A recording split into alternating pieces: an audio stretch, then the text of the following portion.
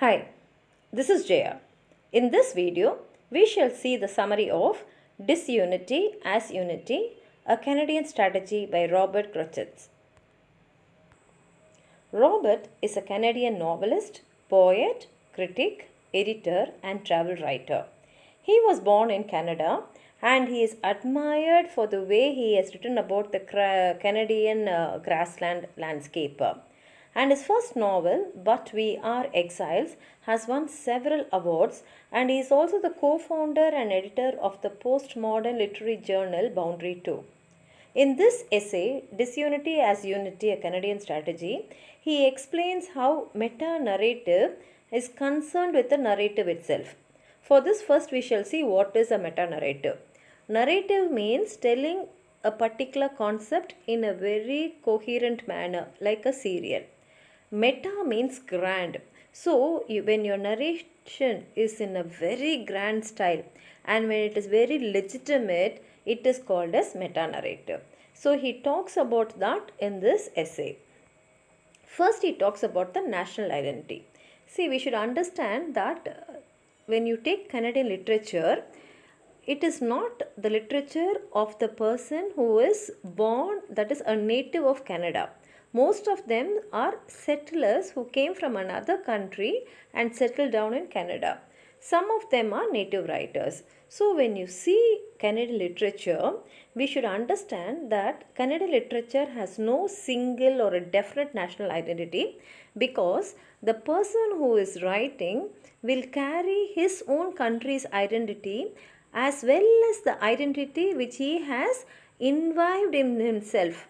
He would have taken the identity of the Canadian culture, Canadian people in him. So both the identities will come out in his writing. So naturally it will be a contrast between the two nations, but he will project it as one. So we cannot expect a single nativity or an identity from all the Canadian writers together, because each and every Canadian writer will be from a different country and very few will be native Canadian writers. And the same way we can find a doubleness because each one will try to project what they already know and from what they have got from their ancestors plus what they have imbibed in themselves from their own country and how they have adapted themselves in this country. So naturally, the nature of identity will not be stable. It will differ from one writer to another, and this difference will be shown in the gender, in the race, in the ethnicity, or in all the ways they have seen, because each and every writer will be writing from their experience what they have observed in both the countries. In fact, if you see the essay No Name is My Name, which is found in the lovely treasury of words written by Robert, it says that Kannada literature has long resisted and even put into question assertions of a stable, definable identity. And while he is arguing this point, he brings in support to support his ideas, the writings of Thomas Halliburton's Sam Slick stories. He calls on Sinclair Rose's As for Me and My House and A.M. Clen's The Second Scroll, Hubert Aquin's Prochan episode, and Margaret Atwood's Surfacing. And he also tells us to think about in a contrasting way about how American literary tradition is and how Canadian literary tradition is. And he says that if you read the book Call Me Smile, we find that American tradition has a very confident identity in himself, whereas he argues that nameless characters appear in books like Ralph Ellison's The Invisible Man, and he says that this namelessness is something which is actually imposed on them by social forces. And he says that in the Canadian tradition, this namelessness is a self-imposed and a deliberate strategy. So again he points out to the novels such as Clen's The Second Scroll and Atwood's Surfacing, where the narrators do not have a name, and they explore self-consciously the difficulties of naming and the problematic relation of sign and referent. And when he talks about this namelessness, he suggests that This namelessness and problems of naming in Canadian literature may be because of different reasons. And the initial reason he says would regard to the namelessness as a negative condition that might have eventually be surmounted in the positivity of an achieved identity. And first he says there is a problem that the Canadian writer, whether he writes in English or French, confronts the writing in a language which he has inherited from some other place.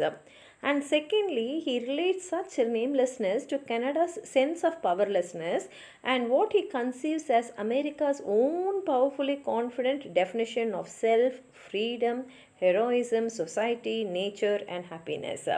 And finally, he says that Canadians must look at such namelessness in a more positive light because this namelessness may indeed be a space of freedom and plurality. And he concludes by saying that though this namelessness may appear as villain now, in future it may turn out as a hero. And therefore he says that the Canadian identity should reside in a certain namelessness, and it should keep with his suggestion which he explores in this essay, Disunity as Unity, a Canadian strategy. And he says that this itself can lead Canada as a postmodern country. And then he comes to meta-narrative and disunity. Any assumed story or a meta-narrative, he asserts, has traditionally been basic to nationhood because this meta-narrative generally tells you the story of that nation.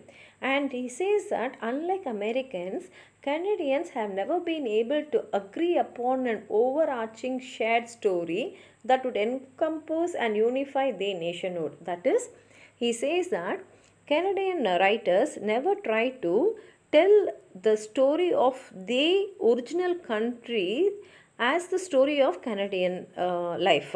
They definitely know the difference between the nationhood and what belongs to the original nation.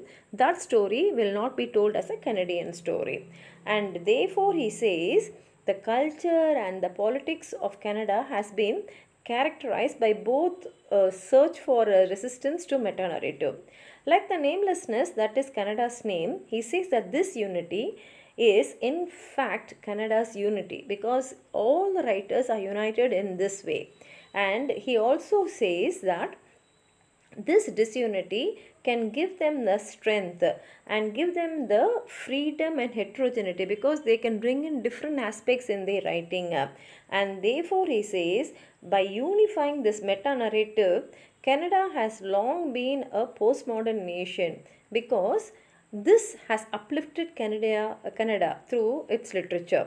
And he also says that Canada, main reason for Canadian literature is that namelessness is definitely a disunity, but when you take all the writers, he says that this unity only has united Canadian literature, and he ends the essay there.